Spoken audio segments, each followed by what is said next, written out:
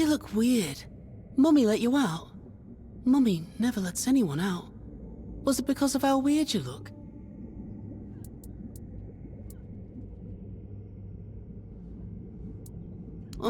You do? The weirdest. It's Mummy. Mummy took me from the Oak. The place with all the eggs. There were lots of others like me and other mummies, but she didn't like it there. So she took me. And now we're here. Because she's my mummy. Why wouldn't she take me? Nah, once we got out of the egg place, she had better things to eat. Dead? Why? She was fine just a while ago. Yelled at me not to get underfoot, so I left. I never should have left. You killed Mummy. Why would you do that? What will happen to me now? Oh, yeah. She did that. But I thought she was the strongest. No one ever left before.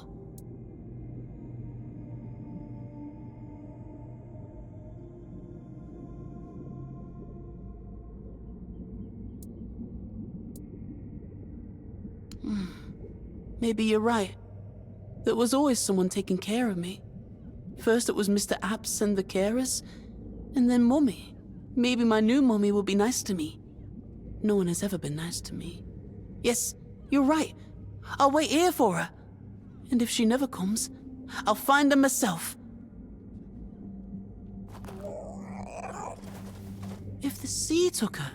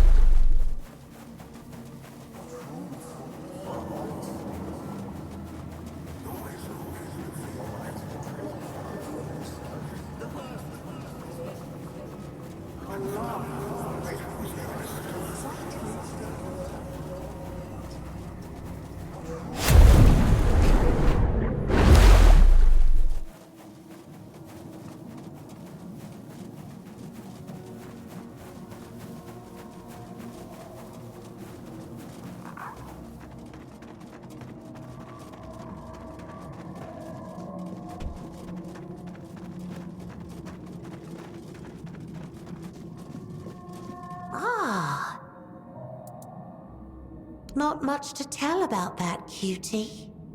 Poor fool. His heart lies in pieces. He must like it here. I think that he even liked it when Sarras fell into the shadows. That happens from time to time. It goes dark, and everything becomes quiet. It's getting dangerous out there.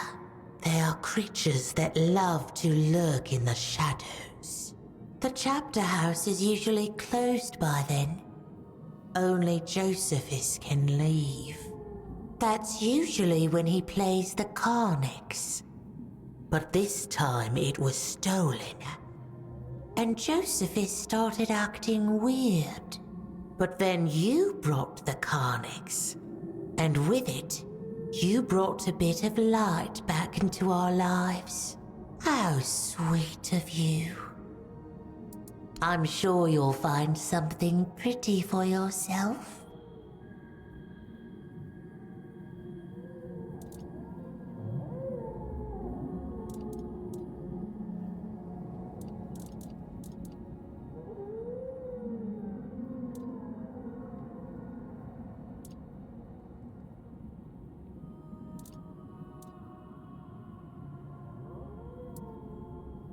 When you need to make a deal,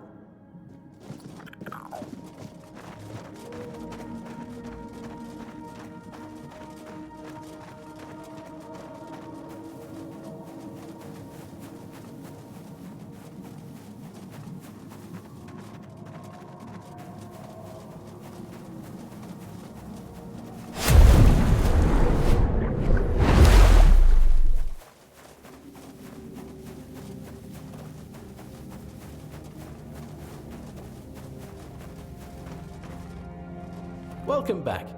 I've saved this spot for both of us. Well, that's the problem. There's not much to tell. Most reefbounds I know have grand ambitions. They want to collect knowledge, to enter the archives, create something meaningful, do something important with their lives. And I've never had that kind of need. I'm faulty. Well, I like wandering around Sarras. It's very beautiful. I truly appreciate being hatched here. I suppose I'd like to see what's outside, but it's only a mild curiosity. I want to enjoy things, not to think about what I can get from them. On the surface, perhaps. Still, I find it hard to believe. Here, only the lowest creatures lead quiet lives, to be honest. No one demands ambition from a fin-blade, although I've heard even some of them become possessed by it. You're expected to bring something to show off to the whole community. The more, the grander, the better. The fact that I'm here, not in the Ulcerate, means I've done all the growing I can. Sir Apps wouldn't have released me otherwise. I liked Sir Apps, you know. He used to tell me stories about when he sailed the seas.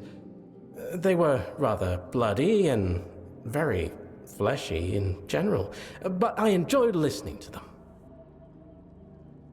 Well, yes. Not every day, but from time to time. He said it was because I listened without asking stupid questions. I wonder if he has anyone to tell his stories to now. Oh, what about them? Have you caught any? Really? So they do exist! Here, I prepared a reward for you. Take it quickly before I forget.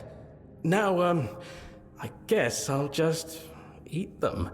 Maybe don't look. And I feel exactly the same.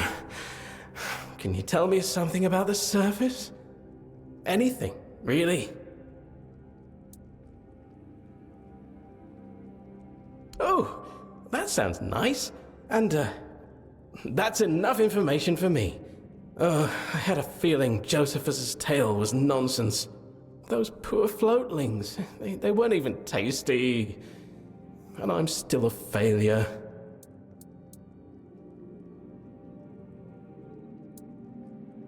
Well, I'd like to. Your approach sounds so freeing. But it won't stop others from judging me for my deficiencies. I don't want to feel like an outcast all my life.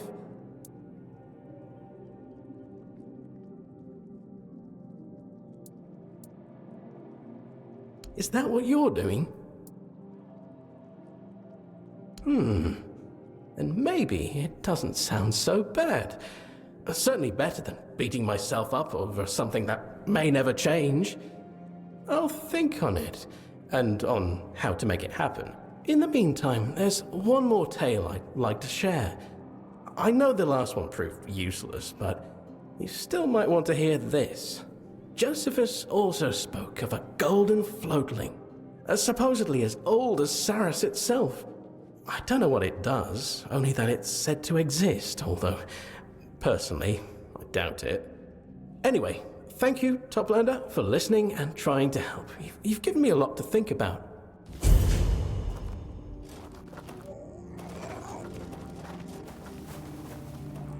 Maybe I'm not broken. I'll keep watching.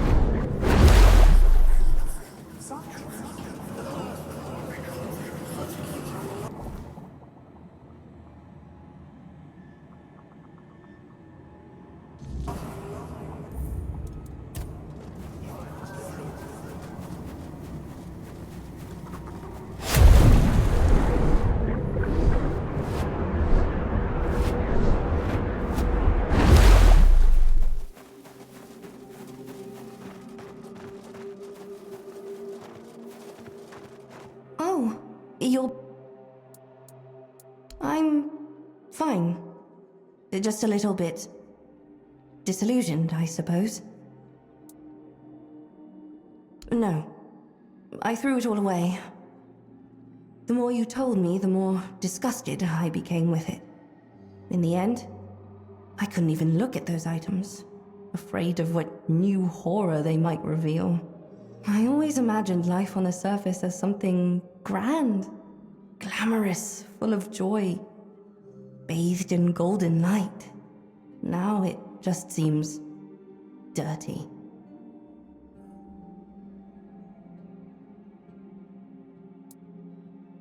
You're right. The depths and their denizens are a perfect example. So much here is as beautiful as it is deadly.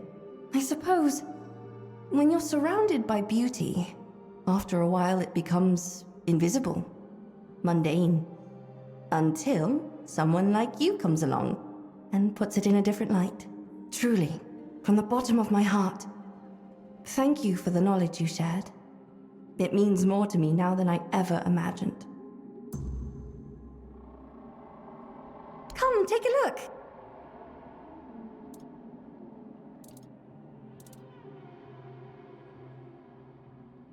The sea is full of life.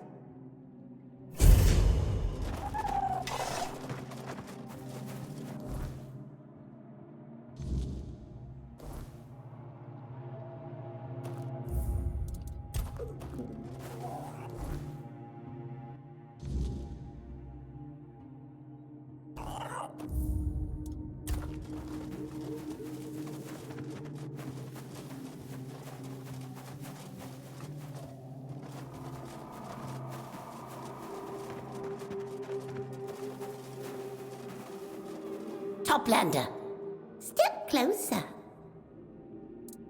Ah, so big, so ugly, so beautiful. I should mount it, yes, where everyone can see. No more Balls is stupid, Balls is weak. They will look. and they will tremble. Here's your reward, Toplander. This is yours, but the glory, the glory is ours. And I have more, you know. Things Of the sea. I could share them for something of the land. What do you say? The scions have no children. A child is weak. And what is weak is eaten. I know, I've seen it. And finbleds are the weakest. We are food to them, not brood. How should I know? Us and the scions are of the same father. But we are not like them. I don't know what goes through their heads. If anything does. It is a curiosity, yes. But Sarras is full of curiosities. Not all of them are worth my notice. There are many finbleds in the sea, and there will be many more. Me? Why me? I have a business to run. Knowledge to gather. What use do I have for a child?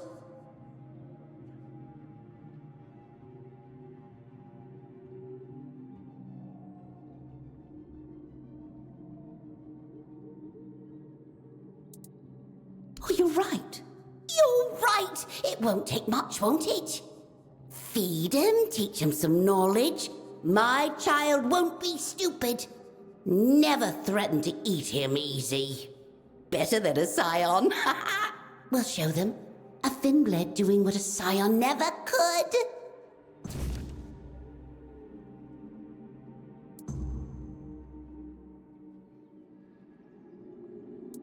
I keep the sea's secrets, but some... Try not to get eaten, Toplander.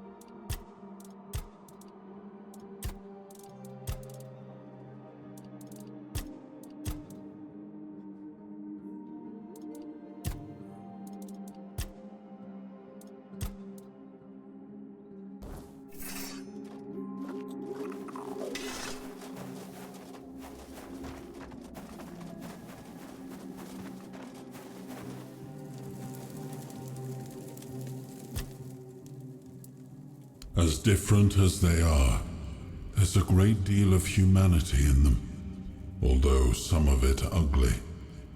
Pettiness, selfishness, arrogance. And yet it's more peaceful than anything I've seen on Avalon or in the homelands. They're bound by a single purpose, one that unites them as much as it divides them. A community built around one goal. I find that admirable. There are times when lies are necessary, but you're right. They make a foundation that crumbles too easily. I wonder what would happen if the people here learned the truth. I'm afraid it would break them in ways that couldn't be mended.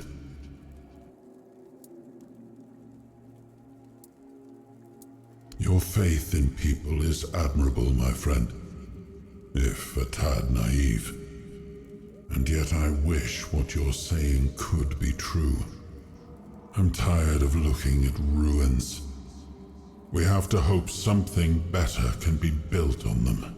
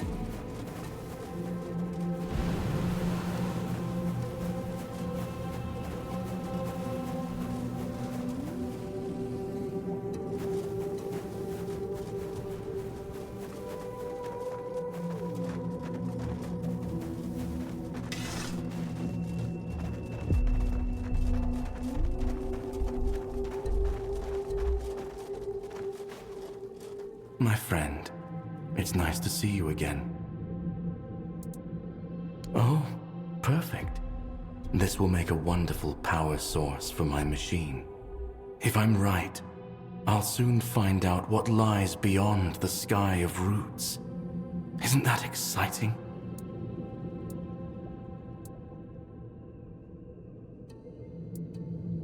Escape? Not at all. This is my calling. It's the Lord of the Depths who calls me to him, and I'm merely answering. Would he have given me this desire to reach the great deep if I weren't meant to follow it? It's my purpose, my destiny. That's why I built this machine. And thanks to you, I now have the final piece to set it in motion.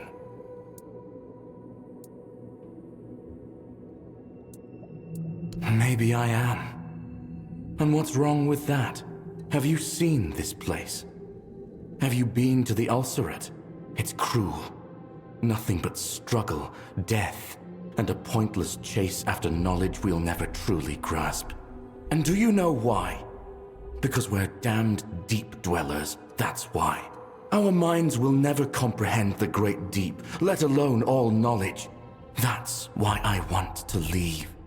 To experience something more than this wretched, suffocating world.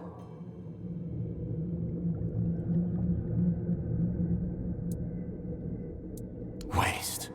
I never really thought about how she'd take it. She always supported my work. Or at least I thought so, since she kept bringing me materials. But then she stopped coming.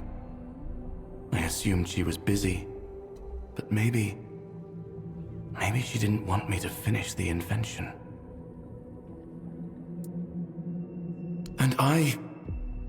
I want to leave. Yes, this is the right choice. Thank you for speaking with me, Toplander. It gave me a lot to think about, and reassured me that I'm making the right decision. Here, take the design I promised you for bringing me the essence. Who knows? Maybe we'll meet again someday. Perhaps even on the shores of the surface.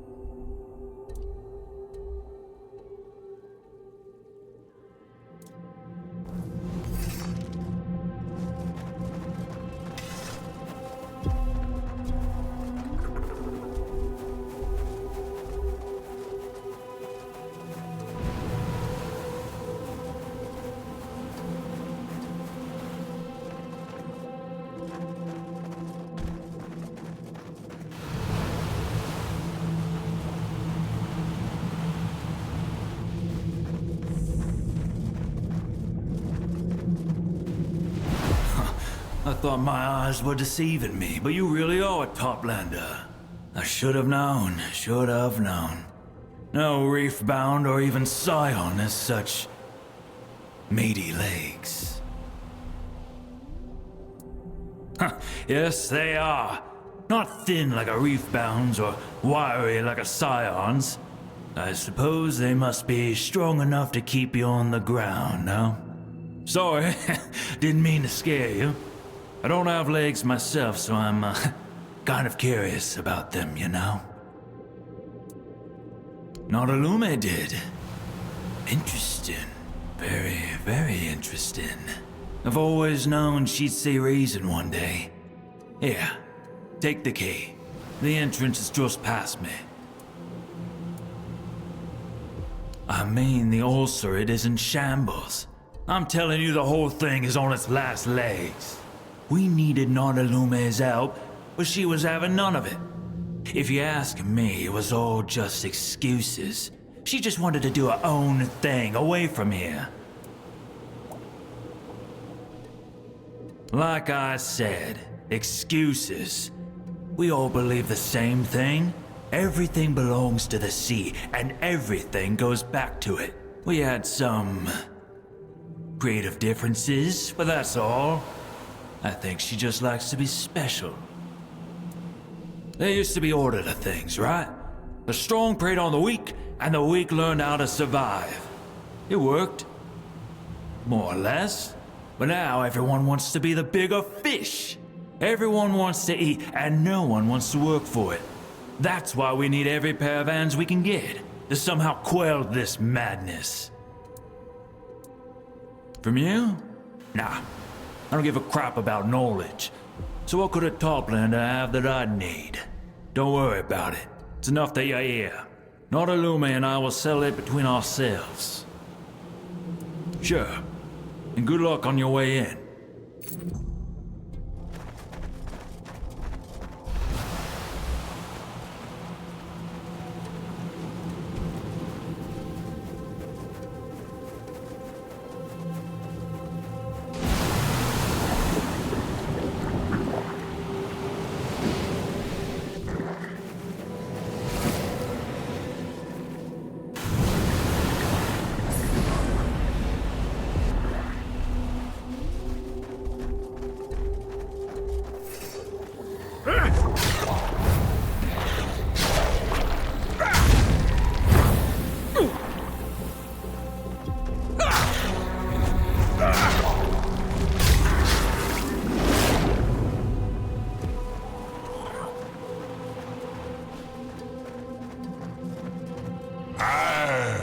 For the dead man's chest and a bottle of rum. You know what you must give me if you want to crawl past. Now that's a worthy drink. Crawl on through, and don't forget to drink one for my health.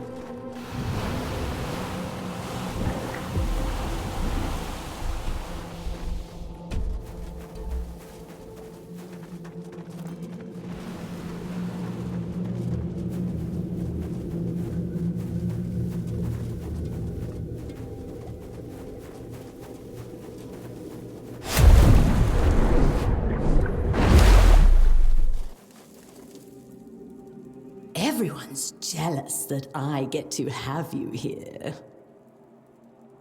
If you get hungry...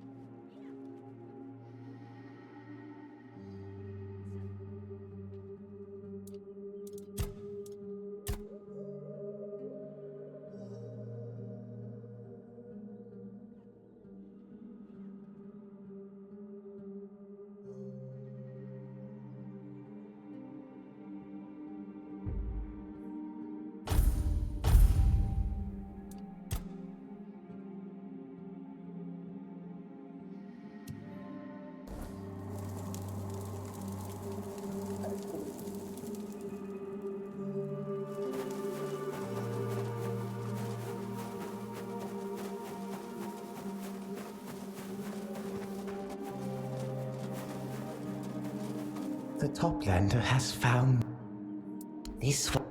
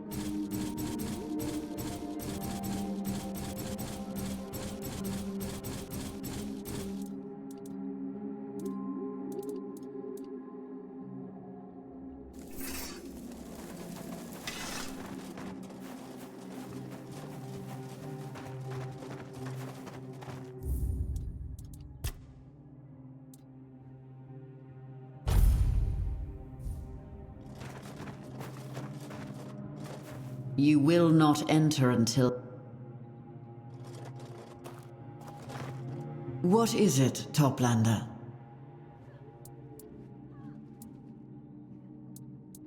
I believe it has always been my purpose, from the day I was hatched.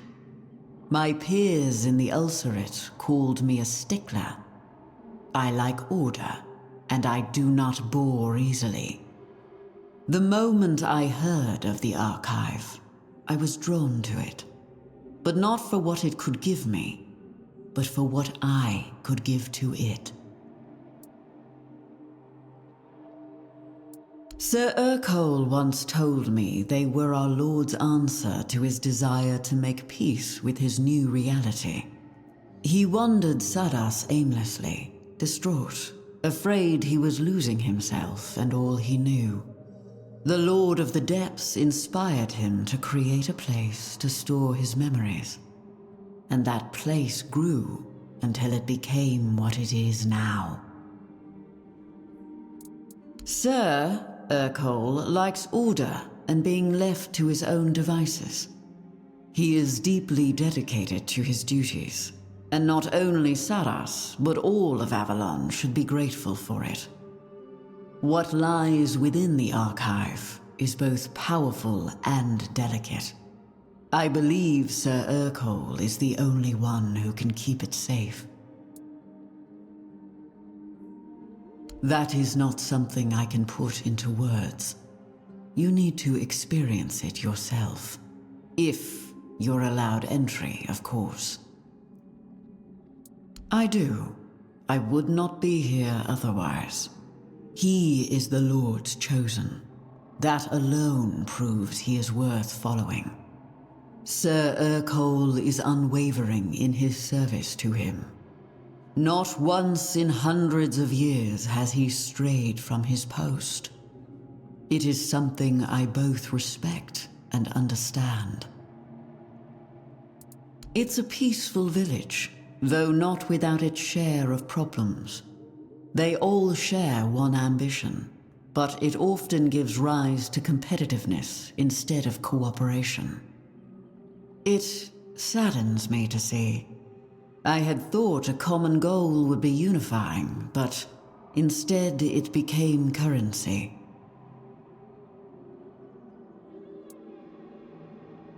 I hadn't noticed that, but you're right. I belong to the Archive, and the Archive are what they crave. It is not a desire I share. I know my place in the world. This is all the knowledge I need. In the depths, everything and everyone belongs to the sea. All we have is shared by others, down to our bodies after we die. What you describe sounds like the way of the surface. It should not be happening here, and yet it does. That is curious indeed. Most of the villagers speak very highly of you, that is true. It is clear you have taken my words to heart. Yet, one of them has come to me accusing you of a crime against knowledge. It is not an accusation to take lightly, Toplander. If proven, it warrants exile from our community. You are accused of being deliberately misleading when sharing your knowledge. That I cannot tell you. I am sworn to secrecy. I do not know your character well, Toplander. You might be prone to anger, thirsty for revenge. I would rather avoid senseless bloodshed. No, not unless you prove your innocence. I am sorry, Toplander, but such is the law of this land. There is only one way to clear your name beyond any doubt. You need to stand before the barnacles speaking of lies. They will judge whether the accusation has merit, and their word cannot be contested. But beware, Toplander. Those whom the barnacles judge liars meet a tragic end.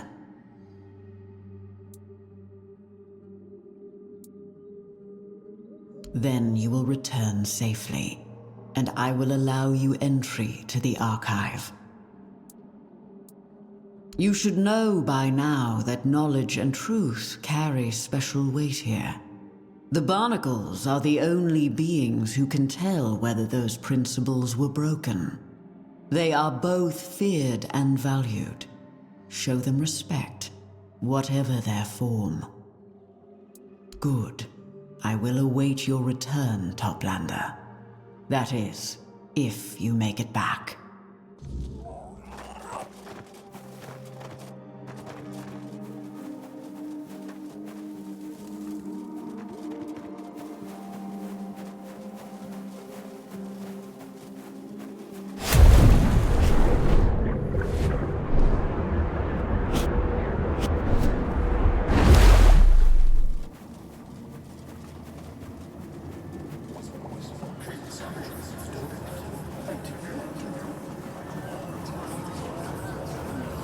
The Toplander approaches. 2 of them even. A big one, hidden inside a smaller one. How odd. How unusual. Have you come for judgment, Toplanders? Give us all your lies. And all your truths. We can tell which is which, though you may not like what we say. We are the barnacles, speaking of lies. We know all the lies, the small ones. I didn't have time. Of course I remember.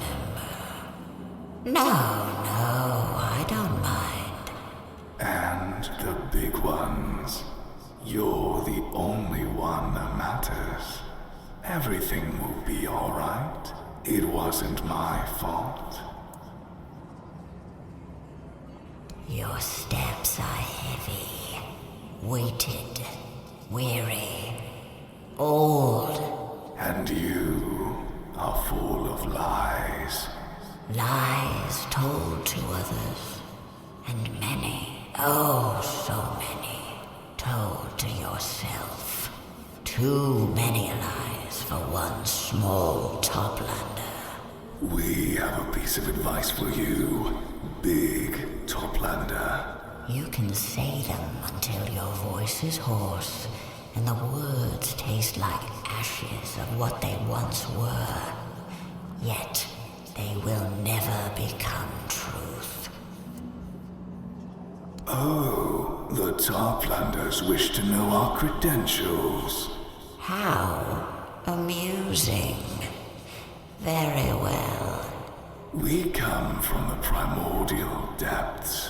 We emerged from a darkness so absolute it became luminous. We drank our knowledge from the bones of the world. We sucked them dry of all their gentlest matter until they rang hollow. They still do. Not that you can tell. And now we're here, ready for your judgment. Satisfied? Oh, that is very easy. Be born with the world. Slip your tendrils into its every crevice. Grow 1,000 eyes to peek into its most jealously guarded secrets. Soak up every word ever spoken. Thought. Felt. And you'll learn how to tell the truth from a lie in no time. Oh, we know. We know. Brought by none other than the shell named Hiss. Ah, the shell named Envy. The shell named Greed. But an accusation is an accusation. and it must be considered. You told Hiss you were a traveler and an adventurer. Yet even he could tell that that is not all you are. So can we. That is truth, yet a muddled one. Quietly rotting along the edges. It smells of an untruth. With time, it withers into a lie. All of Shell named Hiss is contained in the name he gave you. He believes in equal exchange. Yet you gave him only half of what you are.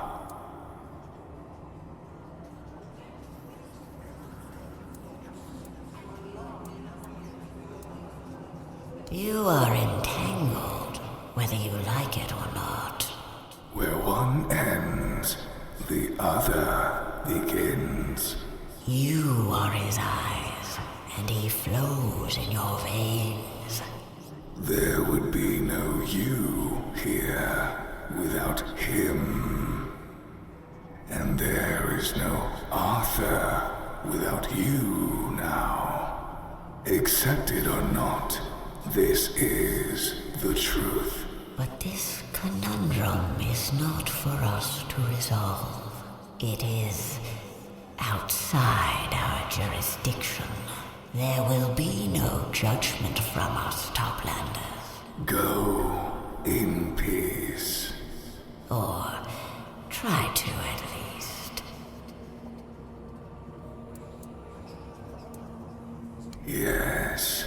Yes, you do that. Do not follow his path of denying the simplest truths and then plunging into the most complex lies. His lies are a fortress he built around himself. His truths stink of murky waters, bloated corpses, and blood. But no truth can be buried so deep that it can't crawl back into the light. Truth is resilient like that. Keep that in mind, whatever you decide. As for the matter you came here about, there will be no judgment from us, Toplanders. Go in peace. Or try to at least.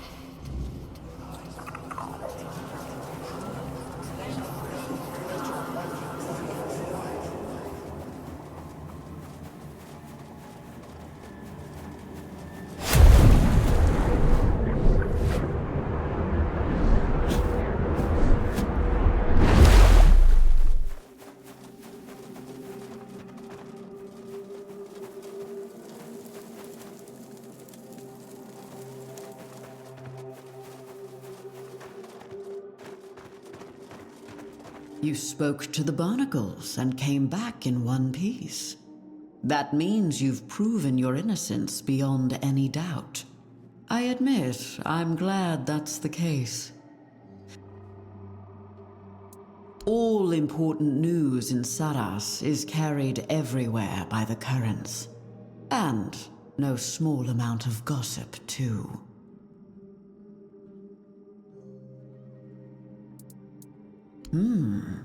Thank you for your honesty, Toplander. The barnacles are the final jury in such matters. If they cannot pass judgment, your knowledge lies beyond even their understanding. If anything, that only strengthens my decision that you are worthy of entry. You may go in. The door will remain open to you, and only you.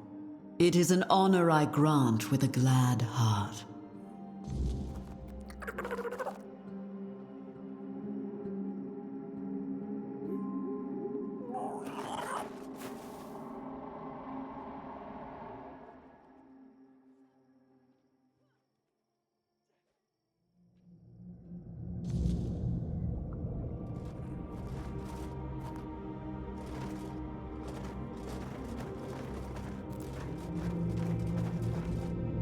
No idle chit-chat. I know who you are, and I know what you wish me to do. But I cannot do it while the place I am bound to keep is sinking into chaos. All this is your doing, so let us skip the pleasantries. I have neither the time nor the wish for courtesy in these circumstances. Your assumption is accurate. First you help me, then you may ask, and I shall judge the outcome of your actions. Then and only then will you have my answer. I need the chaos you've brought here to finally settle. This is a matter of the highest importance. But before you begin restoring order, you must be ready to leave the world you know behind. You can't be distracted by unfinished business. You must enter my after-images with a clear mind. You will enter the after-images. Within them, you'll make the changes needed to bring back the old order. Only then will I deem you worthy to continue your mission. That is understandable, considering that the world as we know it might change when you walk out of the after-images. But do not delay. The archive must be brought back to order. Tell me the moment you are ready.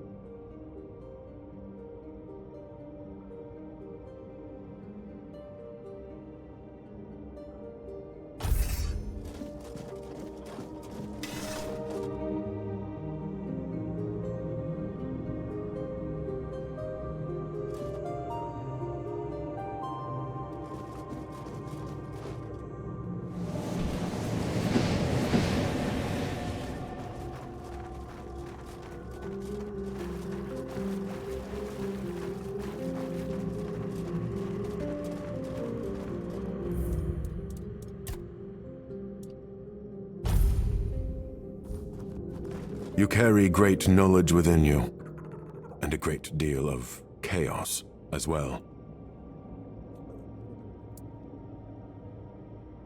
They are places tainted by chaos, places that must be set back in order, visions of the past, the present, and the future. What has already happened, what is happening now, and what was meant to happen. They were entrusted to me by the Lord of the Seas himself. Your arrival has changed the after-images. They now show new things, different things. The knowledge I had gathered through them has become useless. This is unacceptable. Ask them. I never refuse knowledge to those I have allowed into my presence. Ah, my archive. It is extraordinary. I am certain it is the only one in all the known and unknown universe. Here, knowledge gathers about everything you might wish to know, and much you might wish you didn't. I am but a humble servant of the Lord of the Seas.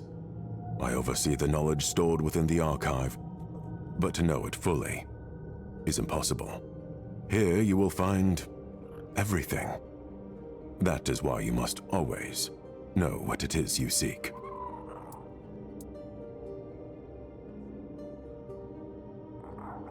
In theory, yes. But the truth is, well, you will see it for yourself when you enter the after images and begin restoring order. Every gesture, yours or those of the creatures you meet, shapes destiny. You may even begin to question whether destiny exists at all, when there are so many variables and endless possibilities. I was chosen and anointed by him. He came to me when my spirit was wandering aimlessly, searching for knowledge. He showed me the truth about everything, about Avalon, its people, King Arthur, the weirdness. Now I know that the island I once thought was my whole world is but a small ripple in the untamable current of time. Nothing human should concern me anymore, not after what the Lord has shown me. I know who sent you to me, Toplander, and I know about your mission, but you cannot demand anything of me until you help me bring order to the chaos that followed your arrival. Are you certain? Remember, you must enter my after images with a clear mind. There will be no room for distractions, nor for unfinished business. The world as you know it may change forever.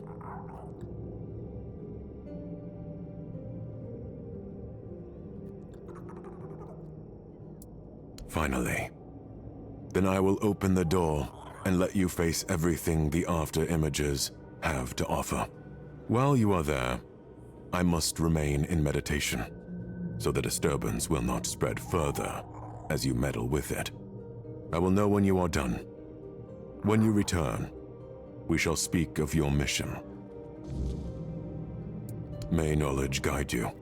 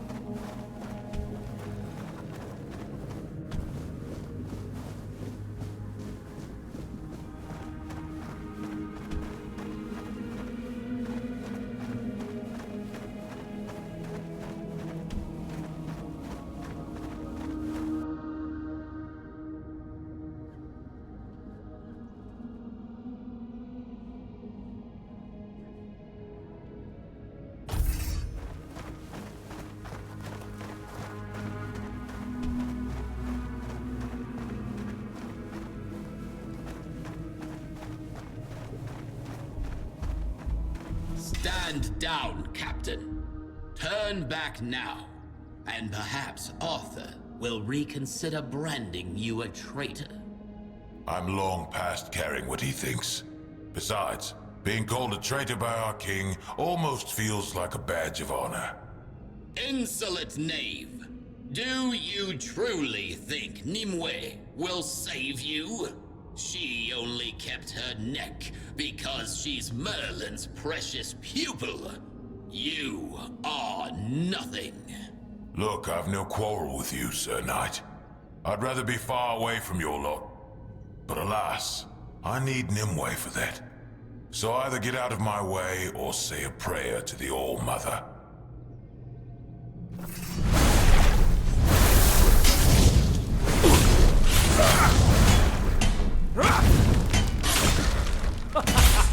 You are nothing but a... I'll get you back in 10 minutes. I won't kill you. I want to see you hang right next to that traitorous bitch. You won't...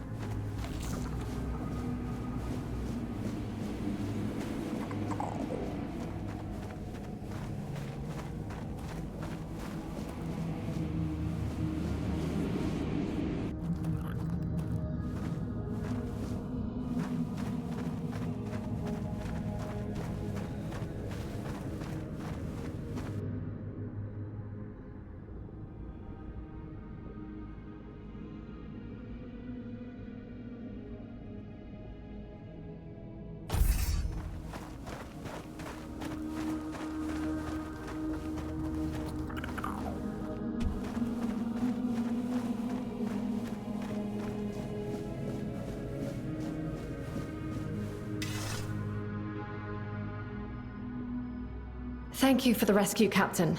I won't ask if you understand the consequences. I'm not as foolish as your peers would like to believe. Since you've already stained your hands with the blood of the Knights of the Round Table, does that mean you've made your choice? Most of my peers were annihilated by those four-armed demons. At least the ones I give a damn about. Watching your quartermaster get ripped apart gives you perspective. A shitty bloody perspective, but a perspective nonetheless. It does, doesn't it? As for me, I've known nothing else. I don't remember my parents, but I remember the first Four-Dweller I ever saw. I may have been born here, but Avalon never felt like home to me. We have to face facts. This war is futile, and it's only costing us more lives. It's time we went home. Our true home. The one we so recklessly abandoned. Recklessly, huh? Sometimes I forget your lot doesn't remember the Red Death. Doesn't even know it, really. The Red Death... Let me finish, before you say something stupid that makes me toss you back into that cell. I'm talking about perspective, the way I see it. Coming to Avalon, we traded one hell for another. But the one before? At least it was ours.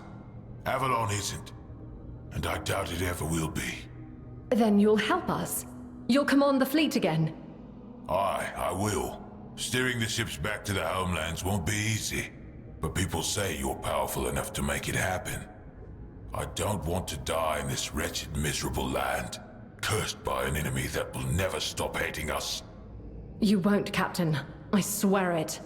I'll see to it we all live to see the shores of the homelands, whether for the first time, or once again. You shouldn't promise things like that. Now I'll have to hold you to it. Still, you've got me. I'll do everything I can to make sure you deliver.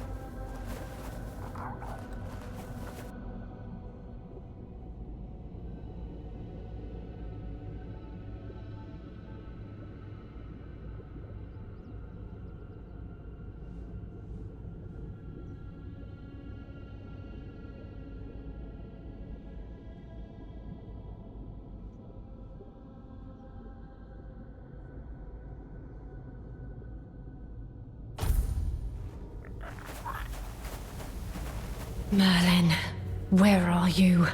Ugh, I swear if this is another one of your lessons...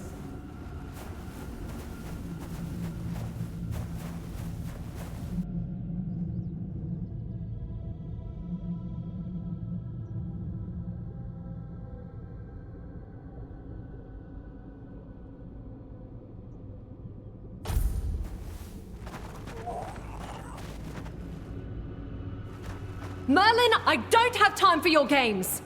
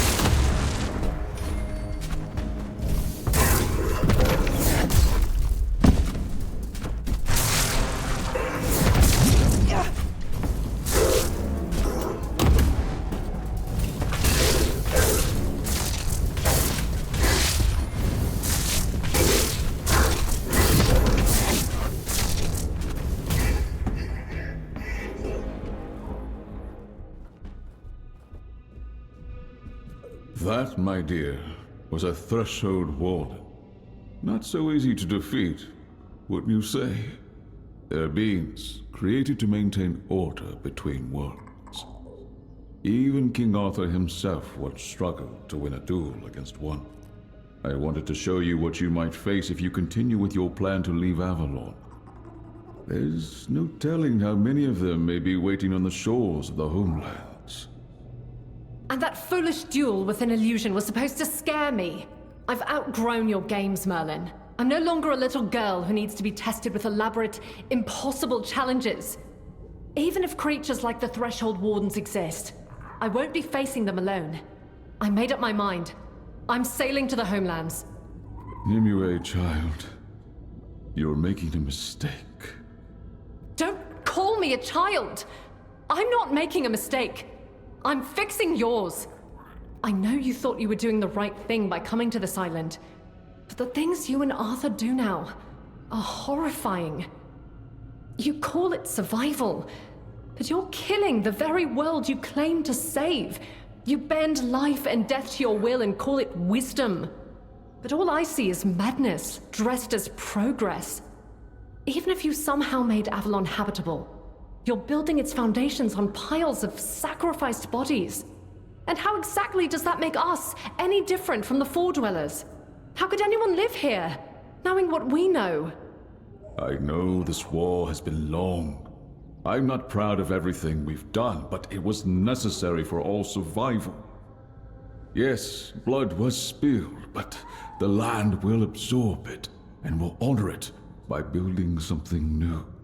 We're so close to victory.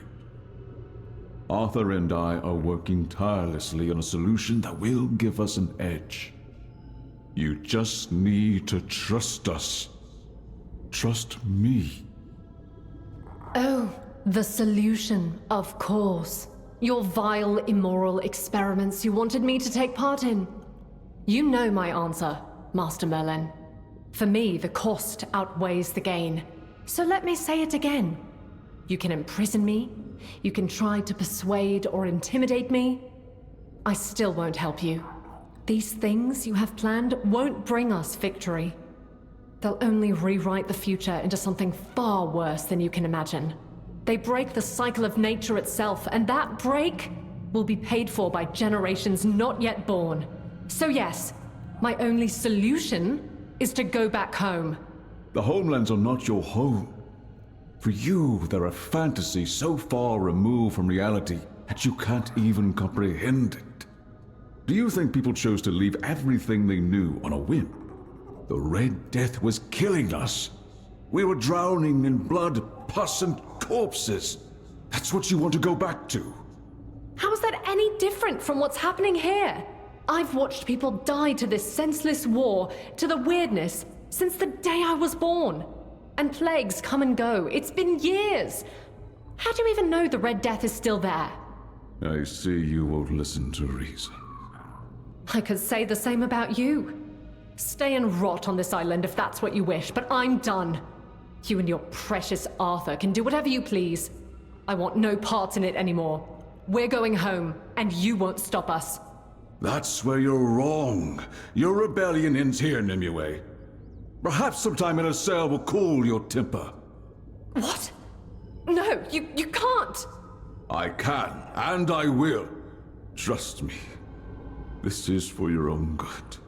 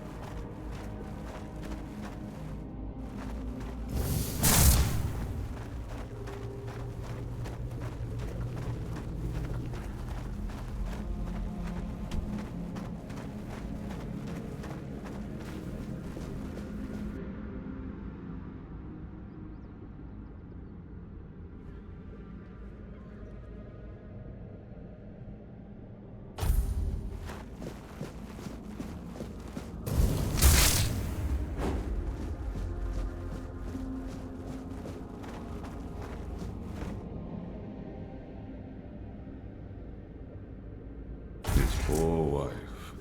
I hope she found some solace.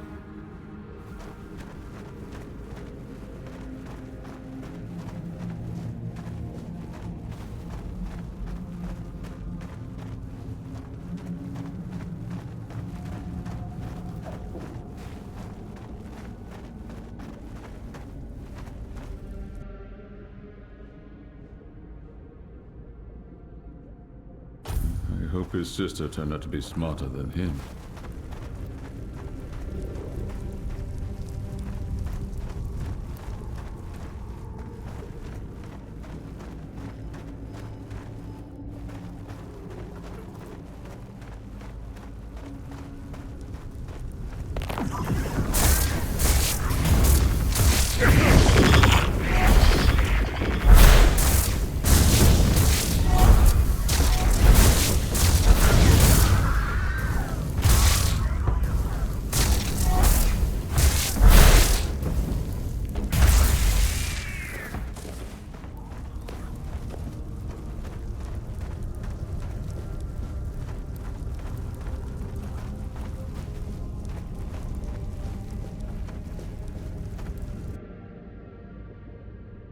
It does keep asking for blood, doesn't it? Soon, very soon, it will finally be sated.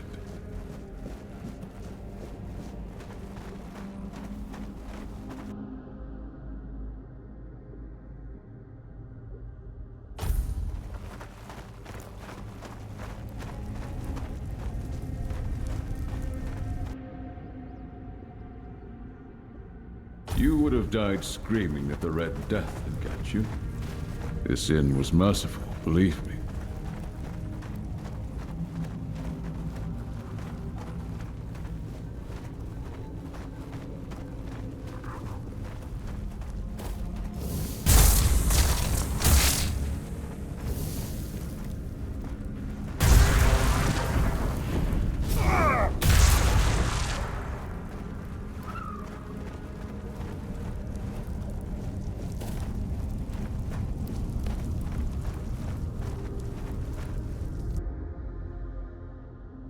And yet, you gave it your life.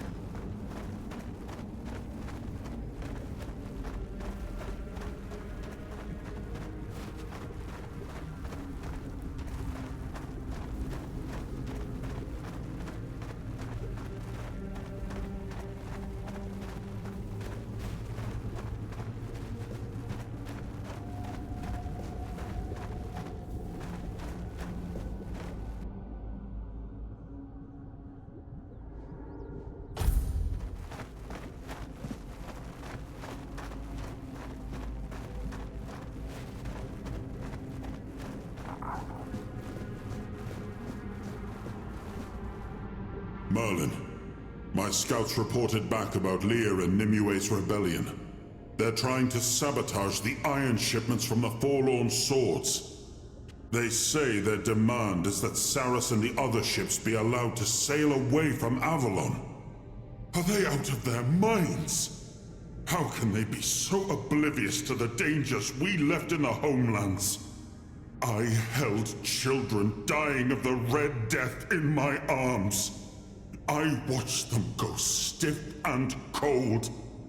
And then I myself carried them to the pyres.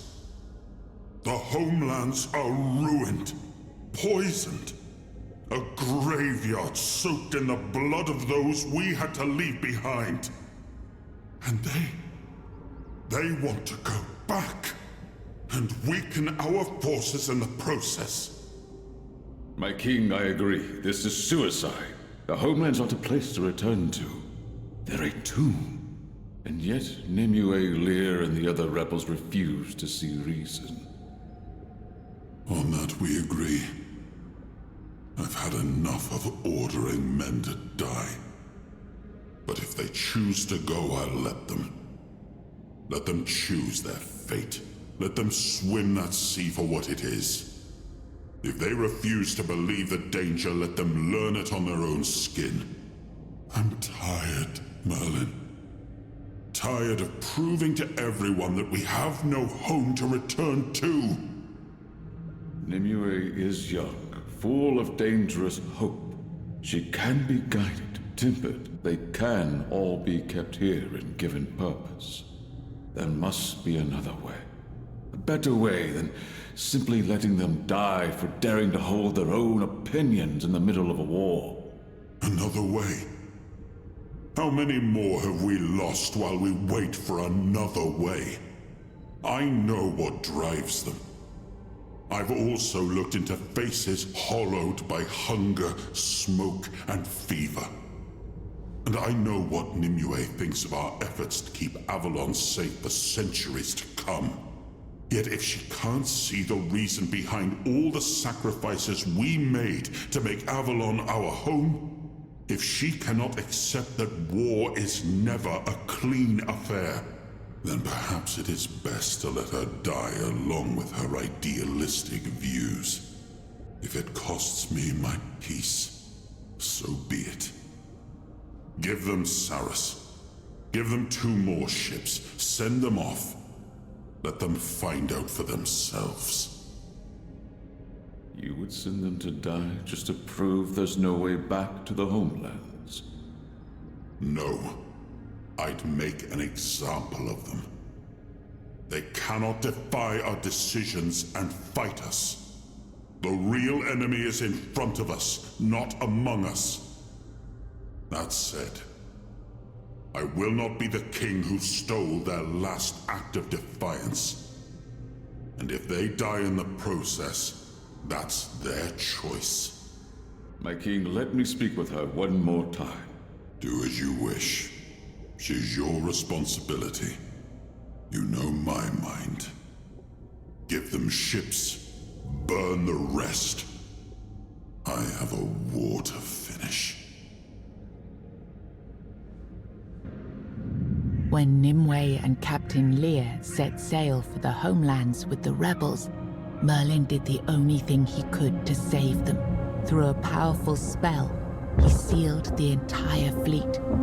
Drawing on Nimue's magical potential as its source of power, flashes of light tore through the storm as the ships vanished beneath the raging sea, swallowed by the depths before anyone could understand what had happened. To the world, it looked like mass murder, a cruel punishment for desertion, but in truth, Merlin had saved them, allowing Sarras to become its own kingdom, far from the weirdness and the dangers of Avalon.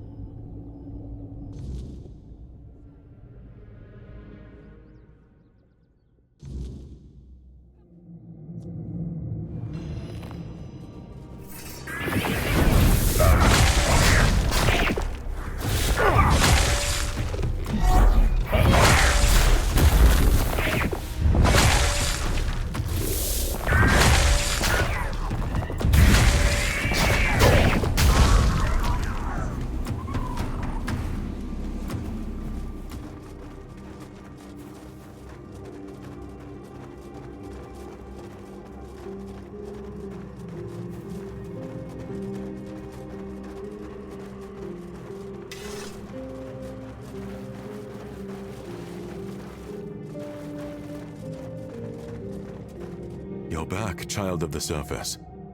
I sensed you restoring order to the after images. The calm I feel now tells me that all is correct. Everything is back where it belongs. Thank you for intervening.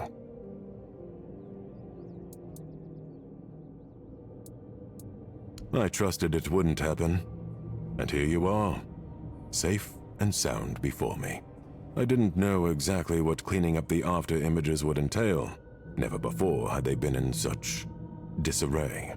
Therefore, I assumed the one whose arrival caused those changes would also be able to restore the old order. A war story, you say? Fascinating. I had no idea they would show themselves to you that way. I have no access to the contents of an after-image once it has changed, so I cannot say what you are shown. I can sense the after-images as if they were parts of my own body. I know where it hurts, but not why, and I cannot heal myself. Yes, I will honor Josephus's request. Now that the after-images are in order, I can leave my post. The melody of the organ will sound again, and Captain Lear will wake. I only hope you know what that entails.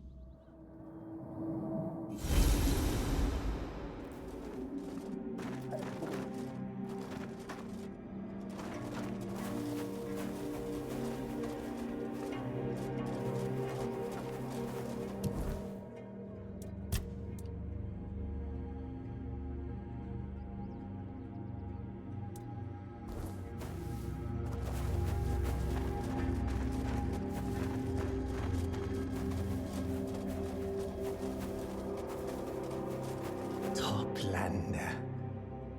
This one is glad that you might witness this epochal work. The folk of Tumbo departed into the bosom of the Lord of the Depths, and this one absorbed their knowledge. So much knowledge. It was destiny, and destiny must not be denied. Had this one not carried out the slaughter, some other gatherer of knowledge would have done so. Only one who has amassed sufficiently great knowledge may attempt to seize it from others. This one was ready to submit to the trial.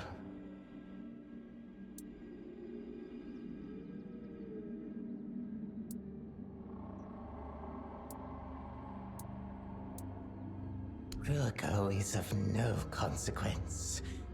Ruako was only the voice of Echo, who set the law of gathering knowledge. The archive itself will decide whether one has gathered enough knowledge and is worthy to cross the threshold. This one is convinced that he will prove worthy. The Toplander again tries to speak falsehoods and defile this one's knowledge. This one will never believe that the sacrifice he made to prove himself worthy of entering the archive was in vain. Urkel never abandons his post. That is common knowledge. So, once again, you tried to deceive this one. But this time, this one needs no barnacles to know he is right.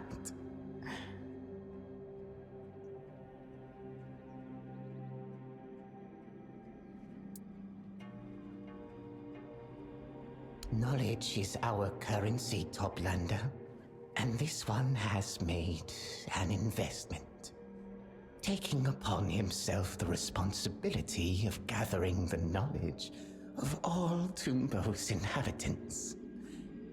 Perhaps others believed that knowledge was a purpose and a mission, but this one quickly learned that faith has nothing to do with it. Maybe Urkel truly is not in the archive, but that does not change the fact that Tumbo's knowledge already resides within this one. This one will wait patiently for the Guardian of the Archive to return. Time cannot be reversed, and what has happened cannot be undone. The investment will not go to waste.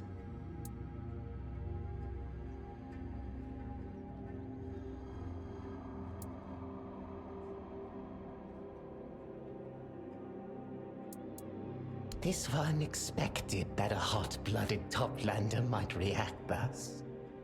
This one will gladly accept the Toplander's challenge and seize the Toplander's knowledge.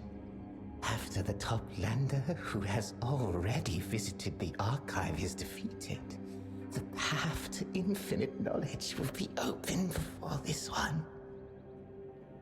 Let us fight.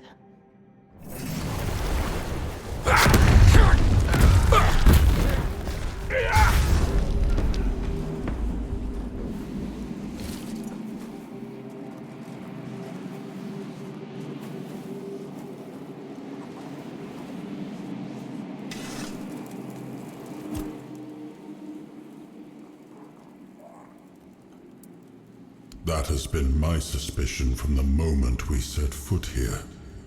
This place hums with magic, but it isn't the weirdness. I only needed proof. I just didn't expect it to come through Merlin's own memories.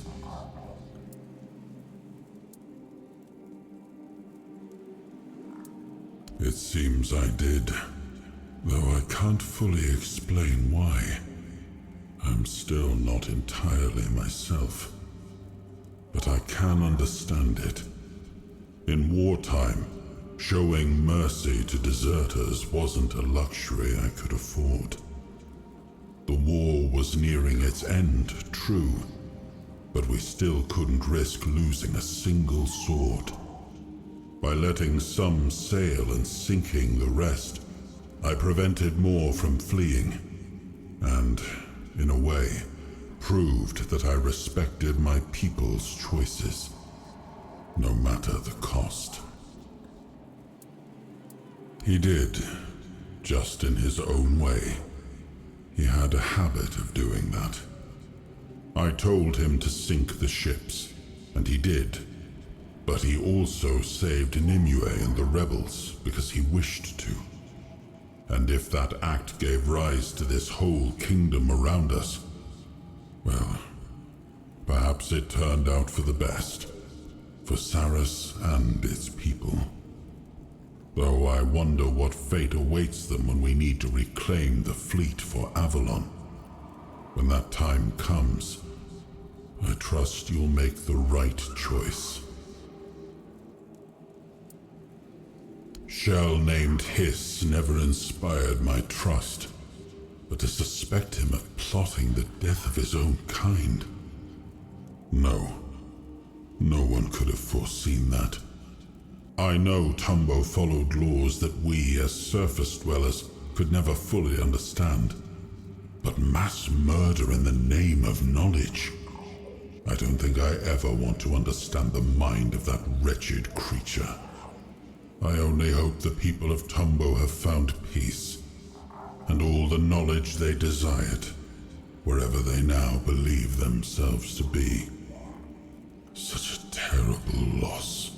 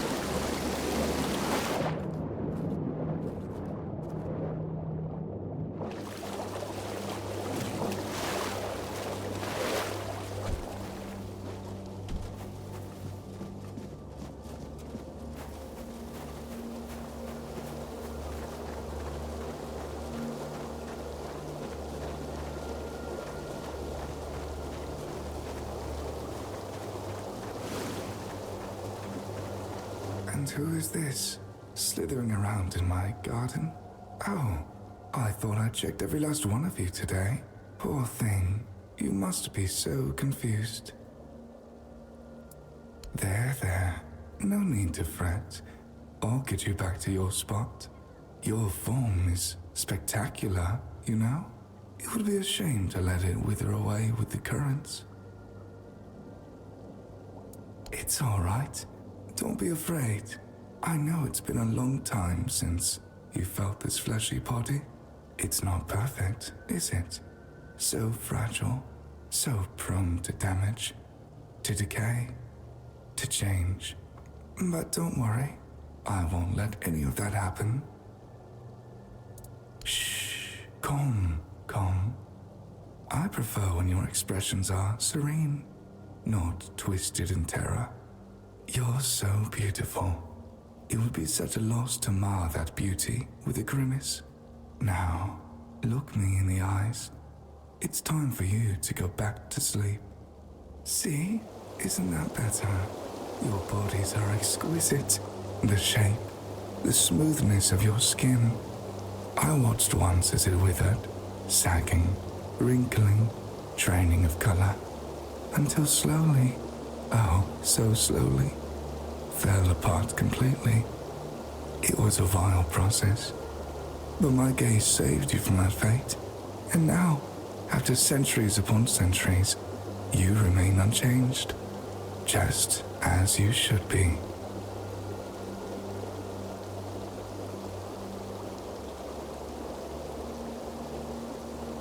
You broke it. Again? How is that even possible? You insolent thing. This is for your own good.